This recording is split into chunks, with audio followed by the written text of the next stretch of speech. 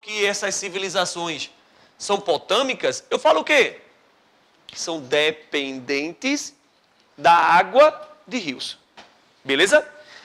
Bota um tracinho, como uma barra, e escreve do lado. Hidráulicas. É assim que tu vai sempre encontrar em questões. São civilizações hidráulicas. Resolveu, não resolveu? O que é hidráulica? Água. Então são civilizações que dependem de água. Bacana? Se liga, velho. Tanto Egito quanto Mesopotâmia. É deserto. Só tem fertilidade por conta da água dos rios. De boa? Só que aqui tem um erro. Ah, porque a civilização mesopotâmica está errada. A Mesopotâmia não é uma civilização. É uma região. Olha o nome. Terra entre rios. Não é um povo. Vários povos habitaram a Mesopotâmia. Quer um exemplo? 2 deles. Primeiro, os sumérios. Tu sabe o que é que os gregos mais compravam dos egípcios? Papel. Era o que os gregos mais comercializavam com os egípcios. Papiro. Sabe por quê? Porque só existe papiro no Egito. Sabe como é papiro? Já viram fazer papel reciclado? Você pega papel, pica ele, bota no liquidificador, um pouquinho de água, um pouquinho de cola e bate. Aí fica aquela pasta. Tu pega aquela pasta, passa em uma peneira, deixa bem retinho, bota um peso em cima e pressiona. Deixa secar. Que depois você pega e fica o papel. É assim que se fazia papiro. Você pega a folha do papiro, corta e bate no pilão. Não precisa de água porque ela tem a umidade. Não precisa de cola porque ela tem a seiva. Bateu, pega a pasta, passa uma peneira, bota um peso em cima, tu tem o papel. Mas o papiro é tipicamente egípcio. Não tem papiro em outro canto. Como é que os mesopotâmicos vão escrever? Se não tem papel. Placas de barro. Pega barro, faz uma plaquinha, pega um ferro, cunha. Sabe o que é cunhar? Pressionar. Quando de matuto, cunha, não é? É pressionar. Cunhar, essa expressão você vê muito em moeda. Cunhar moedas. Que é pressionar. Aí o nome da escrita que eles criam é a escrita cuneiforme.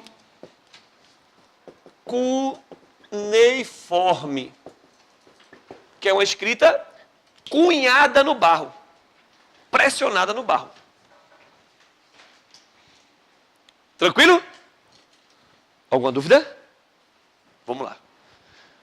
Um belo dia, por volta de 1802 a 1804, as tropas de Napoleão Bonaparte invadiram o Egito. E lá em uma cidade no Egito chamada de Roseta, os franceses encontraram uma pedra. Tinha uns 8 metros de altura. Nessa pedra, tinha um decreto de Alexandre o Grande, escrito em grego. Aí um cara disse assim, ô Alexandre, tu vai colocar essa pedra onde? Ele disse, lá no Egito. Oxi, e como é que o egípcio vai saber o que está escrito se está em grego? Alexandre fez, eita porra, é mesmo, ó. Vai, Chumbeta, escreve ali em hieróglifos. Aí o Chumbeta foi e escreveu em hieróglifos egípcios. Aí o outro disse assim, ô Alexandre, e se o cara for mesopotâmico, como é que ele vai ler? Eita, filho da peste. Vai, Chumbeta, escreve ali em escrita cuneiforme e escreveu o mesmo decreto nas 3 escritas. Quando Napoleão invadiu Roseta e encontraram essa pedra, os franceses levaram para Paris e entregaram a um cara chamado Champollion. Aí Champollion, com essa pedra, ele percebeu que estavam as 3 coisas escritas do mesmo decreto em 3 línguas diferentes. Como o grego é usado até hoje, através do grego ele conseguiu traduzir as 2 escritas. Então só no século XIX, por volta de 1815, 1820, é que se tem a tradução efetiva de todos os hieróglifos e de toda a escrita cuneiforme. Se não fosse Napoleão, ninguém ia saber o que estava escrito nas escritas egípcias e mesopotâmicas. Como é o destino, né? A pedra da Roseta, assim chamada, é o grande tradutor da antiguidade. Quando a gente foi a Paris, lá no Louvre, está o Código de Hammurabi, que é o primeiro código de leis escritas. É uma pedra fuleira desse tamanho. Se o cabo passa por ela 10 vezes e não consegue percebê-la. Entenda o que eu quero dizer? Aquele é o primeiro código de leis da história. Se ninguém tivesse traduzido isso, aquela pedra ia passar, despercebido pela humanidade. Ninguém saberia o que era aquilo. Entende o que eu estou falando? Como achados são extremamente importantes para a história da humanidade, como é o caso da Pedra da Roseta. Beleza? Os sumérios também fundam as primeiras cidades. Sabia que uma das primeiras cidades mesopotâmicas, que é uma cidade suméria, ela era dividida em ruas, em quarteirões, tinha calçadas, divisãozinha de rua. Sabia? Sabe como era o nome dessa cidade? Ur. Por conta dela surgiu uma expressão chamada urbanização. Em exemplo, a Ur, na Caldeia, que é uma das cidades que fica no centro do Iraque atualmente. Beleza? Falou em Mesopotâmia, falou em outro povo, chamado de babilônicos. Os babilônicos criam, como eu expliquei agora há pouco, o primeiro código de leis. Código de Hammurabi. Ah, é aquela, né? Olho por olho, dente por dente. É ela mesmo. A lei do talião. Aquilo que você comete como crime, você terá como punição. Se você fura o olho de um homem livre, este homem tem todo o direito de ir lá e furar o seu. Se você bater a face de um homem livre, ele tem todo o direito de ir lá e bater na sua. Agora preste atenção. Se você é um engenheiro, constrói uma casa, a casa cai e mata a esposa do dono da casa, você vai reconstruir a casa e terá sua esposa morta. Se a casa caiu e matou o dono da casa, você vai reconstruir a casa, depois é morto, até porque não tem como fazer isso ao contrário. Agora, se você constrói a casa cai e mata um escravo, você reconstrói a casa e vai ressarcir financeiramente o escravo. Aquele negócio bem bonito que diz assim, olho por olho, dente por dente. É entre homens livres. Escravo é apenas um objeto. Beleza? Cuidado com isso. Porque se um escravo, por exemplo, bate a face do seu dono, ele é morto. Então não é lei do talião. Concorda? Isso só funciona entre homens livres. Tranquilo? Existem dois povos babilônicos. Uns chamados de Amoritas, são eles que fundam a cidade da Babilônia. E depois os caldeus, com um carinha chamado Nabucodonosor. Nabucodonosor, nós geralmente chamamos ele de neobabilônicos. Certo? Então, eu vou colocar o nome dele aqui, ó. Nabucodonosor. E geralmente é acreditado a Nabucodonosor a construção do que nós chamamos de jardins, vou abreviar, tá? Suspensos da Babilônia. Quem construiu foi Nabucodonosor. Alguma dúvida? Vamos lá. Tem mais 3 povos. Primeiro deles, hebreus. Todo mundo já ouviu falar dos hebreus, né? São os judeus. Os hebreus formam a primeira religião monoteísta Lembre que todas as civilizações da antiguidade são politeístas. Só os hebreus suspensos da Babilônia. Todos os povos da antiguidade são politeístas. Qual é o legado, boy, deixado pelos hebreus? Religião monoteísta. Como é o nome da religião dos hebreus? Judaísmo. É porque basicamente nós cristãos somos a continuação das tradições hebraicas.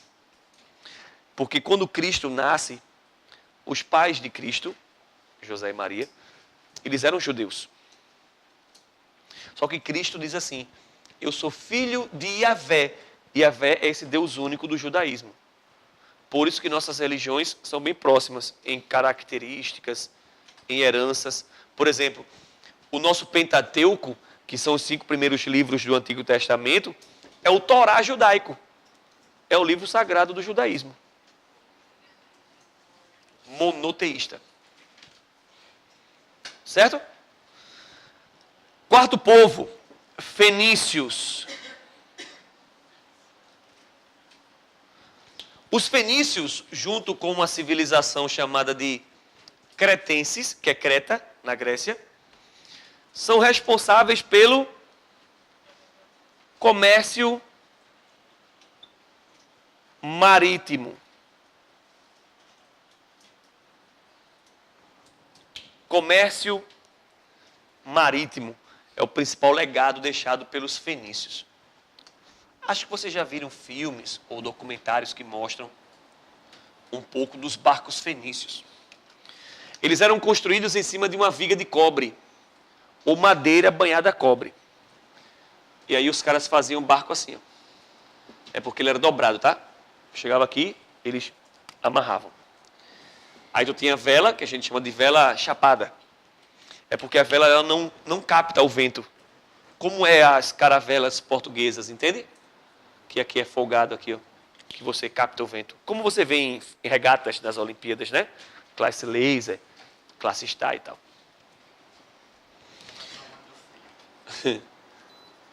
Aí geralmente eles pintam um olho assim no barco. E aqui eles colocam lanças no cobre. Porque o barco eram barcos trireme. Ficava um cara batendo no tambor. Tum, aí os caras remavam. Tum, remavam. Tum, remavam. O objetivo é remar cada vez mais rápido. Sabe para quê? Para arremeter o seu barco contra o barco adversário. Porque não tem um bico com lanças assim, você perfurava o casco do outro. Se ligou? Se você olhasse o barco de frente, ele tinha aqui as lanças, né? E os barcos eram chamados triremes porque eram 3 andares de remos. Para tu ter uma ideia, os barcos gregos, eles tinham quase 160 remadores em cada barco. Os caras que sentavam na última parte aqui do barco, sentavam a quase 30 centímetros de distância da água. Ficavam muito próximos. E quem sentava lá em cima se lascava, né? Porque o remo era grande pra cacete. Beleza? Acho que aquele filme 300, A Ascensão do Império, que é o segundo, mostra um pouco de batalhas navais. Os caras faziam batalhas nesses barcos, tá? Só que tem um legado importantíssimo dos fenícios. Os fenícios comercializavam em toda a bacia do Mediterrâneo. Compravam e vendiam produtos em todo o Mediterrâneo. Se eles levavam e traziam produtos, dá para fazer isso em hieróglifos, anotando? Hieróglifos é mais de 300 símbolos. Eu vou levar barro no barco para poder escrever em cuneiforme. Eu tenho que fazer uma forma mais rápida. Por isso os fenícios têm como principal legado o primeiro alfabeto da história. Só que o alfabeto dos fenícios é um alfabeto fonético. Alfabeto fonético. Estranho, viu? É formado por 22 consoantes. Não tem vogal. Por isso que o nome é fonético. É estranho, né? Imaginar. É porque a gente está acostumado a ver um alfabeto silábico, que é o nosso, né? Que junta-se letras para formar as sílabas. O deles não, o deles é fonético. Minha mãe é tia de... Foi, né? Minha mãe é aposentada hoje. Mas minha mãe foi tia de escola. Aquelas tias que ensinam a criança. Essas tias são uma guerreira, né, velho? Porra, deve ser um saco cuidar de 15 meninos diferentes. Você não pode dar um tapa em um, né, velho, que nasceu. Que eu geralmente digo assim, que menino é igual peido. Só aguenta o dono. E olha lá, viu? Bicho, eu dei aula para fundamental uma vez, para mais nunca na minha vida. Eu já saí dizendo assim, ó, eu quero mais ficar nessa escola, não. 6º ano, que era a antiga 5ª série, né? Cheguei para comecei a copiar no quadro, o moleque levanta a mão, né? Fala, menino. É para copiar? Quando é adulto, você dá um fora, né? Mas como é criança, você olha assim e faz, meu filho, para copiar, viu? Aí um no cantinho assim, minha caneta é preta. Que bom. Outro ali, diz, a minha é azul. Aí um lá atrás. Eu só trouxe um lápis. Pô, copie, só não apague. É umas guerreiras essas tias, velho. É uma guerreira, sério, sério. Não dá para aguentar, não. Minha mãe era tia de escola. Aí como minha mãe é desenrolada para esse negócio de alfabetização, de ensinar crianças a ler, minha mãe é foda nessa parada. Muita gente lá no bairro da gente, lá em Recife, conhece ela. E às vezes adultos procuravam ela, né, para ensiná-los a ler. Mas é que adulto é foda, adulto tem muito vício de linguagem, pô. Eu me abria quando chegava lá um adulto, e minha mãe fazia, que letra é essa? Aí ele, eita, peraí, viu? Do ferro, faca, falcão. Ah, já sei, fê. Sabe por que ele chama de fê, né? Porque é a vocalização que ela faz. Isso é o alfabeto fonético. Você não junta sílabas, você lê a letra. É como se CR juntas formasse uma palavra. E você lia a letra. CFT. Você ligou?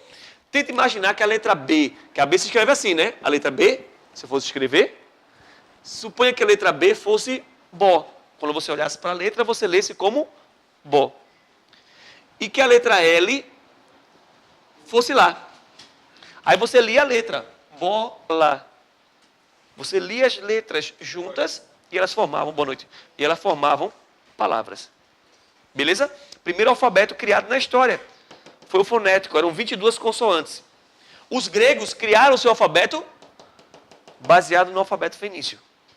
É a mãe de todos os alfabetos. Entende quando eu falei logo no início? Quando eu for estudar a antiguidade, eu tenho que lembrar do legado. Qual foi a herança que esse povo deixou? Cada um deixou um ponto importante aí pra gente, não foi? É isso que você tem que estar atento na antiguidade. E por último, os persas. Os persas eram a junção de dois povos, os medos e os persas. Os gregos chamam os persas pelo seu nome antigo, medos. Por isso que a guerra dos gregos com os persas é guerras médicas. Porque os gregos chamam os persas pelo nome de medos. Beleza? Não é a guerra dos médicos, dos enfermeiros com os médicos, ou como já colocaram em uma prova minha, é a guerra com a maior quantidade de arma química da antiguidade.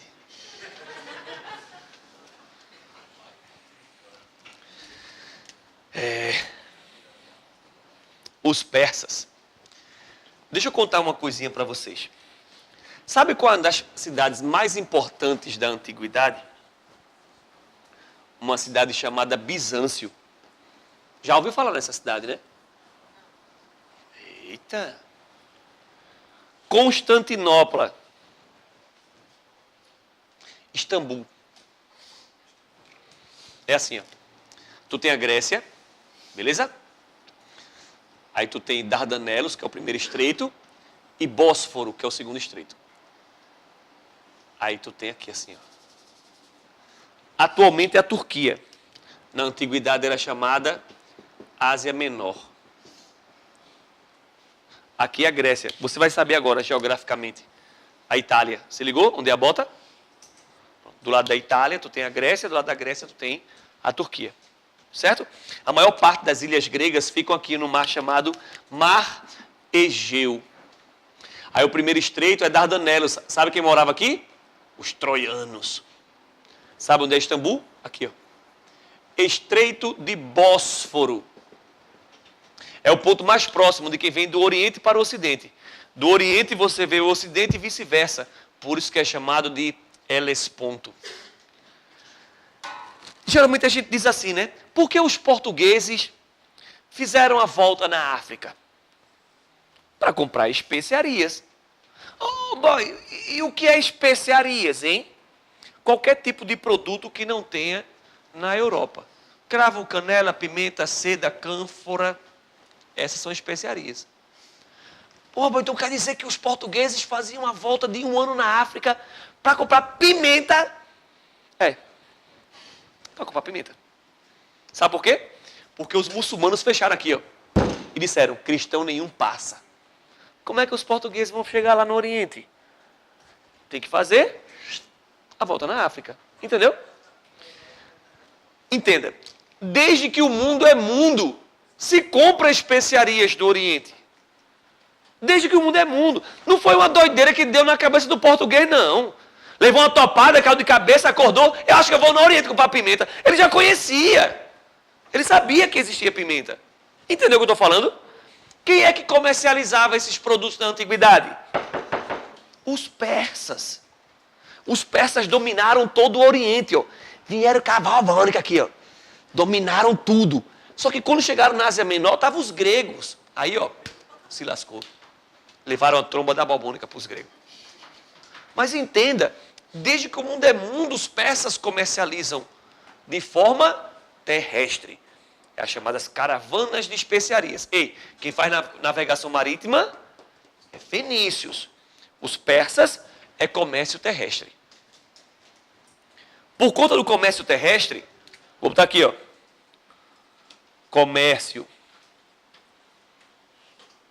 terrestre.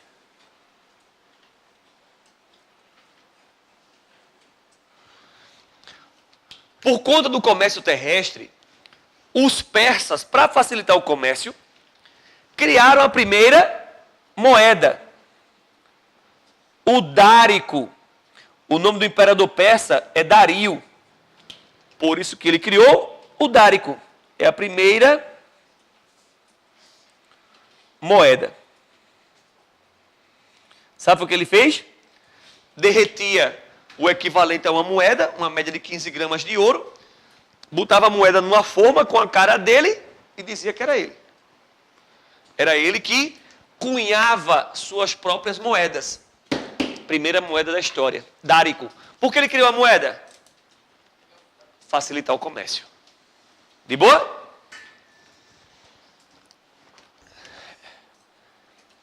Estradas reais. Dario criou 20 mil quilômetros de estradas. Sabe para quê? Facilitar o comércio. Por aqui, ó, da Ásia Menor até mais ou menos o Kuwait. Oi? Construiu 22 mil quilômetros de estradas. Com que intuito ele fez isso? Facilitar o comércio. Alguma dúvida? Como eu disse a vocês, basicamente o que eu preciso saber sobre povos da antiguidade são os legados. O que cada um deixou de importante para a gente. Entenderam? A partir daí você começa a desenvolver. Olha o que diz nossa segunda proposição. Deixa eu apagar a Itália aqui. Viu? Nessas sociedades, onde predominava a servidão coletiva, destaca para mim esse nome aí, servidão coletiva. O indivíduo explorava a terra como membro da comunidade e servia ao Estado proprietário absoluto dessas terras. Pode marcar para mim? Verdadeiro. Ô boy, não entendi nada. Vamos lá. Você vai escrever do ladinho aí, dessa proposição, em um espaço que eu preciso colocar 4 textos, tá? 4 temas, perdão. Modo de produção, vou abreviar, tá? Asiático. Modo de produção asiático. Deixa eu dar uma explicação bem simples. Tem um filósofo grego chamado Aristóteles. Aristóteles diz assim: é desonroso para um grego trabalhar com as mãos. O grego não trabalha de forma braçal. O grego valoriza o ócio. O ato de ser vagabundo é lindo para os gregos. Não faz nada. Ficou claro? Pois bem. Egito e Mesopotâmia não. Eles usam um modo de produção que a gente chama de asiático. O dos gregos e romanos é modo de produção escravista. Você ligou? Diga, querido. São coisas diferentes. Vou chegar já. O que é o modo de produção asiático? O modo de produção asiático é um modo de produção que deseja, que almeja a produção de excedente. O que é excedente? A mais. Beleza? Qual o objetivo, boy, do modo de produção asiático? Produzir a mais. Produzir excedente. Como é que esses caras vão produzir mais? 3 características para que ele produza mais. Vamos tentar entender? Para que eu tenha um modo de produção de excedente, eu tenho que ter uma centralização do poder.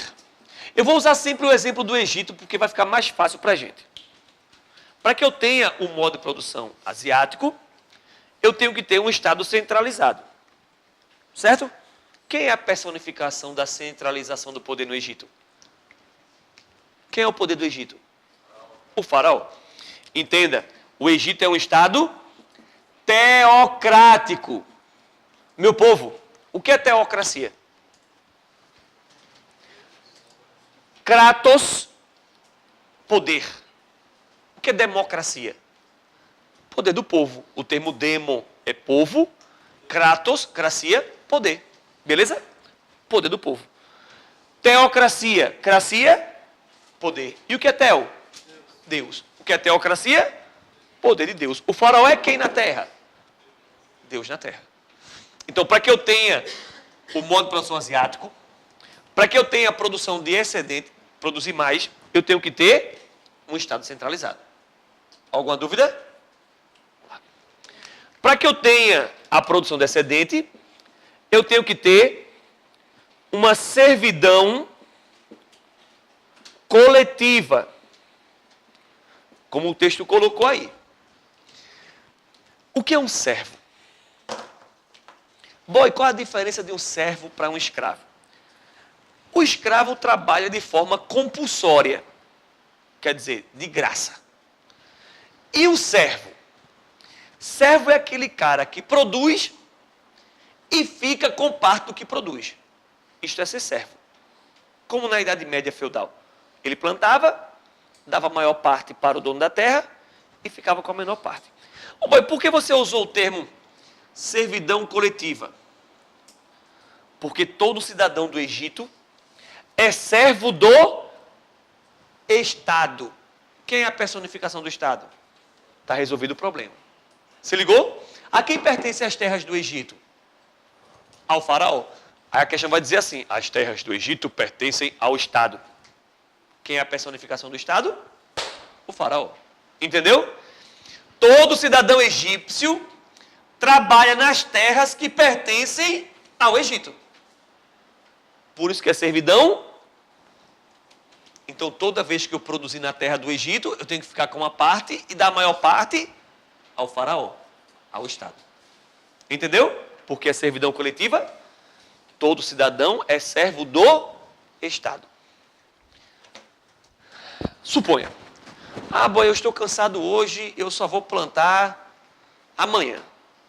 Se eu só plantar amanhã, eu vou colher 10 tomates. 3 são meus, 7 pertencem ao faraó.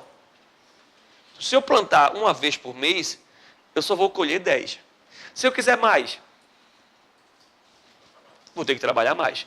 Quanto mais eu produzir, mais eu fico. E quanto mais eu produzo, mais o Estado arrecada. Consegue entender isso? Vamos lá. Você pega um livro de história, o livro vai dizer assim: o Nilo tem um fertilizante natural, chamado humus.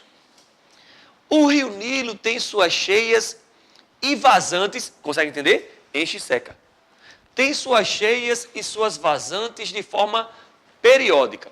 Então o rio enchia, quando secava, a terra ficou úmida, tu plantava. Entendeu? É assim que fazia. Só que ali naquela parte que o rio atinge, eu só consigo plantar 10 tomates. Eu não consigo mais do que isso. O que é que eu preciso para ampliar a minha produção? Ampliar a margem, concorda?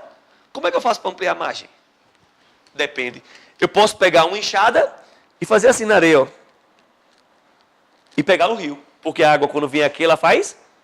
Sabe o que é isso? Um canal de irrigação. Sabe o que é que eu faço? O rio enche e seca, concorda? Encheu. Quando secou, eu pego e faço um buraco na areia aqui, ó. Quando ele encher, vai encher d'água. Quando secar, eu vou usar essa água para irrigar áreas além da atingida. Vou pegar pedras e vou colocar aqui no rio, ó. Pedras e pedras e pedras. Não é represa, é dique. O dique só contém a água. E aí tu aumenta a área atingida. E quando o rio encher, vai molhar ainda mais. Concorda? Quando secar, eu tiro as pedras. E olha a quantidade de terra que eu fiquei para cultivar. Qual o objetivo da servidão coletiva? Fazer obras públicas. Como é que eu produzo o excedente no modo de produção asiático? Com a centralização do poder. A servidão coletiva construindo obras públicas. Que tipo de obras públicas? Hidráulicas.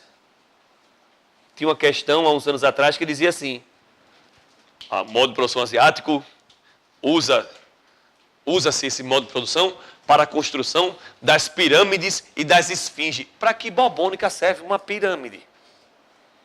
Quer anotar? Serve para bosta nenhuma.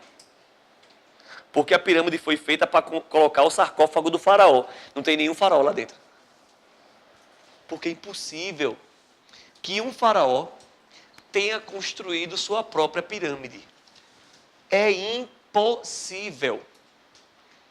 As pirâmides são construídas com blocos de pedra que tem quase 2 metros, 3 metros de altura, que pesam praticamente 1 tonelada, que são tiradas de uma pedreira no Egito, que atravessam o deserto, atravessam o Nilo e foram colocadas em Gizá, que são as pirâmides de Gizá, ou Gizé, como queira chamar. São as pirâmides de Gizá. Sabe quanto eles andavam? 250 quilômetros. Era empurrar um bloco de pedra de 1 tonelada de Maceió para Recife, pela beira da praia, na areia fofa. Sabe quantos blocos tem em cada pirâmide? Mais de 50 mil. Como é que eu vou fazer isso em, diga-se, 30 anos de vida de um faraó? Me diga. Não tem como, pô. Ô boy, quem construiu as pirâmides? As pirâmides têm o nome dos seus faraós: Quéops, Quéfren e Miquerinos. O que a gente historicamente diz é que Quéops começou a construir sua pirâmide. Depois seu filho, depois seu filho, depois seu filho, depois seu filho. E a dinastia dele construiu uma pirâmide. Entendeu? É isso que a gente usa. Não tem como. E outra, como é que ele vai atravessar um bloco de pedra desse, de mais de 1 tonelada, atravessar o Nilo? Me diga. Por isso que tem cara que cria teoria para tudo, velho. Tem um cara que ganhou dinheiro pra cacete nos anos 70, chamado Erich von Däniken. Escreveu um livro, Eram Deuses Astronautas, e inventou uma teoria que foram os ET que construíram a pirâmide. Tem teoria para tudo nesse mundo. Para tudo. Beleza? É impossível que um faraó tenha construído sua própria pirâmide. Bacana? Não é para construção de pirâmide. Não serve para plantar pirâmide. Esfinge não serve para plantar. O objetivo é produzir obras hidráulicas. Quer um exemplo na prática? A Bíblia conta a história de um cara chamado José. Aquele que tinha uma série na Record, José do Egito. Entende? José era uma criança, um adolescente, um jovem, né? E seu pai o amava muito, em detrimento dos outros irmãos que o pai deixava bem claro que gostava mais dele do que dos outros. Todo mundo passa por isso em casa, né? Tem um irmão e tal.